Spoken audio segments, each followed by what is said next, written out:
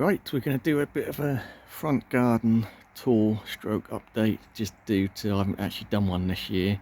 Don't really do much on the front garden, and to be fair, I really haven't done anything in the front garden this year whatsoever. Not even fed or watered anything really. But we're starting here anyway at the sort of back entrance to the house, or side entrance. Obviously we're going to get a little bit of traffic noise. Yeah, so we're looking at this raised planter I'd done for the B&M Trachycarpus. Got the cannas have done very well. I mean, to be fair, I haven't watered this as much as I should have done. I did, you know, when I first planted it up, I don't know, about sort of early summer. I was watering it every day, giving it a good watering can every day, but I sort of let it go a little bit. But yeah, so it has dried out a bit too much, but things have done all right in there. Mainly the sort of annuals at the very front really struggled. The petunias practically died off. There's not enough water, so next year I'm gonna keep on top of that. But the cannas have done well. They've been flowering. This is the Indica purpurea. Still got the odd flower on it, but in general they're sort of gone over now. And then we've got the banana cannas the other side. Got to a good height, to be fair. I mean, the Trachycarpus itself was, I don't know, close to 5 foot of trunk, so sort of 7 foot, 7.5 foot with the foliage, and yet the banana cannas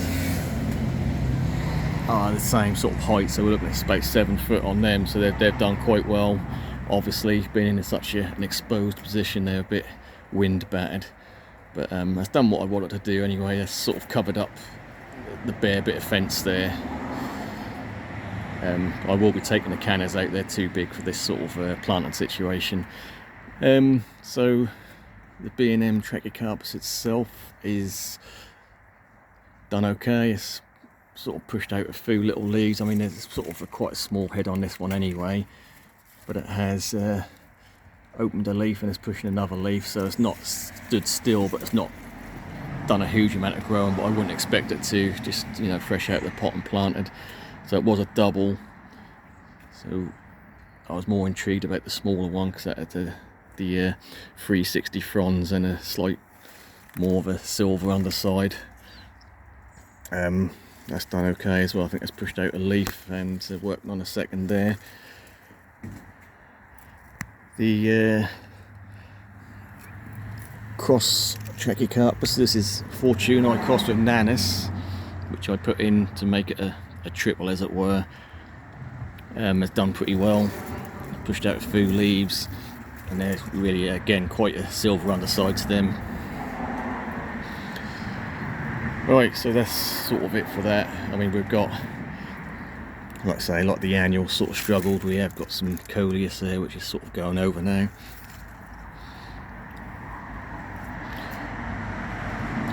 The red hot pokers have been flowering, and they're sort of gone over to an extent.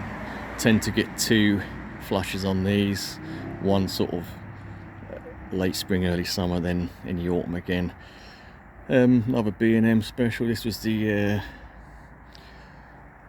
olive tree I bought last year from B&M, £100. That's done really well. So like I say, just had it a year. It's in a pot, but you can't hardly see the pot because of the red hot pokers around it. Yeah, nice sort of decent sized trunk on this, and really quite a lot of foliage. That's put on a lot of foliage this year, and done pretty well. I have got the rose here which refuses to die. I keep cutting it back and it still keeps coming back and flowering. That's been flowering all summer. So we've got the Phoenix canariensis in pots. We've got one either side. They've been in these sort of urn pots for, I don't know, 3 years now. I'm not expecting them to get huge. I do give them a bit of feed and water now and then, and they've been ticking away, sort of going to be kept as dwarf specimens, as it were. Then we've got the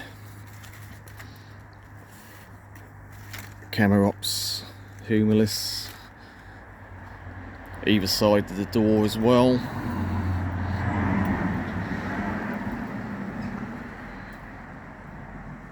And we've got a Yucca jewel and a small cordline in a pot there, and there's the other Phoenix canariensis. This one did spear pull, not last winter, the winter before, but has grown back strong. So compared to the Trachycarpus we just looked at, the B&M with a very small head on it but 5 foot of trunk, this one is one I've grown from a fairly small plant. I got maybe 3 years ago. It had about 1 foot of trunk when I put it in the ground. This is now 3.5 foot of trunk, but I mean the head is quite big. It's sort of pushing the almost the roof line level there, so that's done really well. So that's put on over 1 foot of trunk a year since it's gone in, and yeah, looking quite good. Again, quite an exposed position, but I don't know, the leaves are holding up pretty well on this one. Quite wide petioles on this, not petioles, leaflets. Fairly stiff, slight white underside. That'll be a nice, it's a bit of an awkward size at the moment because that's, you know, quite close to the window and that's blocking a little bit of light in the winter, but a couple more years that'll be over roof line level and all will be good. Right, so considering I haven't sort of fed or watered the front garden, the cannas have done quite well in the front here, and they've been flowering away since sort of midsummer. Still got loads of flowers on them. We've got another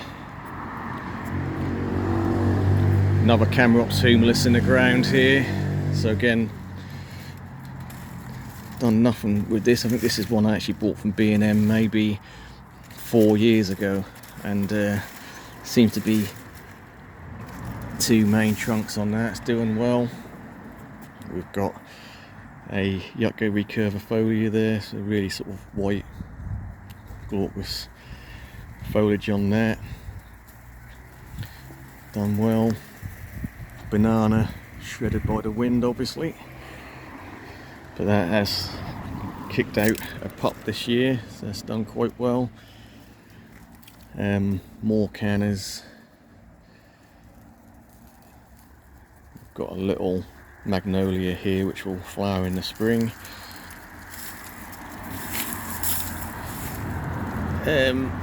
Formium there, I think that's yellow wave. Loads more cannas. Got a tree fern. I have been watering this, not as much as I should have been, but it's alive and looking okay, albeit the fronds quite small.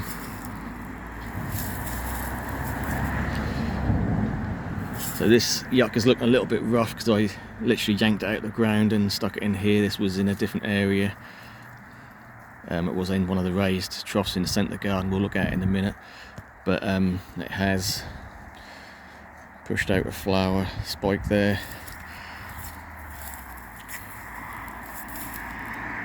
Euphorbia mellifera. That's done okay. That was a very small cutting a couple of years back when it went in. Now it's starting to fill out, looking good. So this is sort of a corner towards the front here now. We've got a little magnolia there, that's a little gem, so evergreen one. We've got, I may regret this, it's a Phoenix canariensis in the ground here, so maybe in a few years time it's going to get big, but we'll keep an eye on that as it goes. Again, these palms are cheap as chips, that can stay there for a few years, but it gets really big, I'll probably dig it out. And when the time comes, I'll decide what to do with that. So this is a Washingtonia robusta in the front garden, and this is, I do nothing with this one. Every winter it seems to pull through with very little damage. Considering I sort of, the one in the back garden I'll fleece or cover over when we get really cold. This one I do nothing with, and that's always kept this foliage and looked really good. So there you go, it's just in full sun, so it does melt off the melts off any frosts quite quickly. So we've got another Yucca recurvifolia here. You can see the hydrangea at the back, there's still really nice colours on that. Canna Cleopatra, that has finished flowering now. We've got a Salvia Hot Lips, which is gone mad. It's absolutely massive. It's over 5 foot across now, so I'm going to have to do some serious cutting back on this come the spring. I'll leave it for over winter, obviously. Got a Formium Platts Black there. We've got, this is a Cordyline Emerald Star. So that's looking okay. Quite a nice rosette on that. We've got a Cordyline Charlie Boy, which the head died off again a couple of years ago, last winter or two ago, and that has regrown from the bottom and the side of the trunk. Got lots of these little cannas. These I forget the variety on that, it might be Happy Wheel Moor or something like that. Another Camerops here, Camerops humilis. So this one has got a little bit of spotting on some of the leaves, but again the new leaves looking good on that.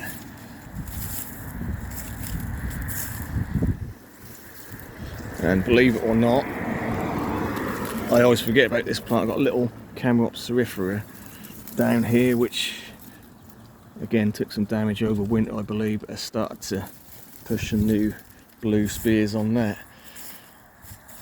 Fig tree, something's been eating that, don't know what. And we've got some miscanthus grass here, which is a variegated form with some nice flowers on that.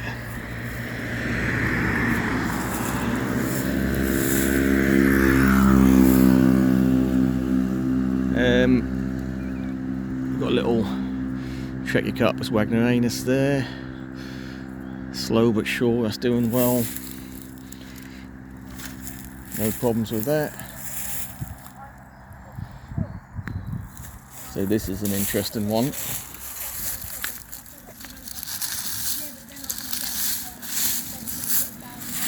Just move the leaves out the way.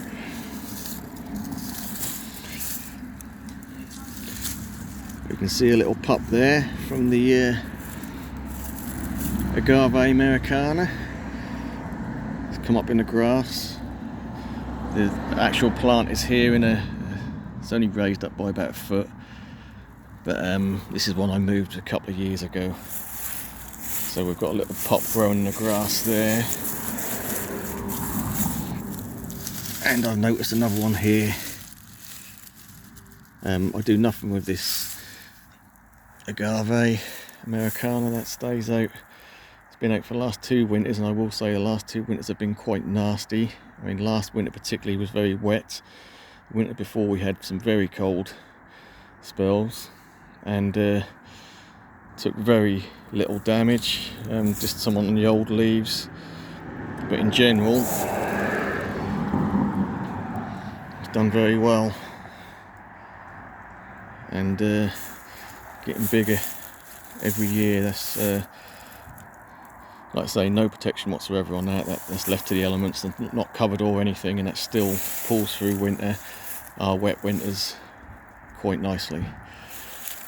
So yeah, another raised bed. This is the centre one.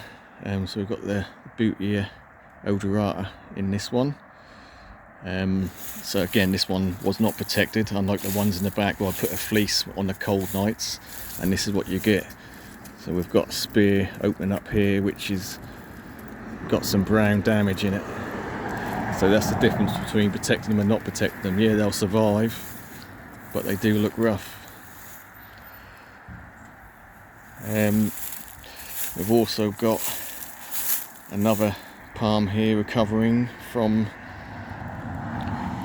spear pull from winter. So this is a Brahea armata, and it did totally spear pull. So we've got there another leaf here which is sort of gone, but since this summer we've pushed out one really good leaf here, and another spear coming from there as well. Oh yeah, leave it on there. Yeah, cheers.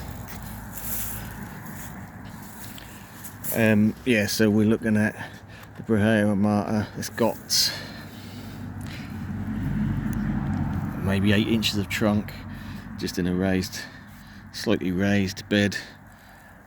So I will protect this over winter this year. I'll put some clear perspex around it and a cover on that, just because it's recovered so well. I don't want to risk repeat damage again. So just finishing up, we've got again around the Bootea in the middle of the front garden here. I just took some cuttings of some Aeoniums at the beginning of spring and just cut them, gave them a couple of days to callus over, and literally just stuck them in here, and with varying degrees of success. This one's done pretty well, the one up there has done very well, this one's done very well, and then we've got the sort of darker one here, and that's looking quite good as well, quite a big head on that. So I will have to dig these out at some point because they won't survive the winter out here. We are in November now, so time's running out. We've certainly not had any frost yet, and we've got no frost in the forecast for the next 2 weeks, but I will get round to digging them out at some point. So that is how the front garden's looking on a very autumnal leafy day. We've got a lot of trees out the front of ours which have been dropping leaves, so that is what that is all about. It is autumn, but yeah, for a garden that I've done literally nothing with apart from stuck in a couple of Aeoniums, I haven't really touched the front at all, and it's not looking too bad, all things considered. Right, so I think we'll leave it there. Thanks for watching, and we'll catch you on the next one.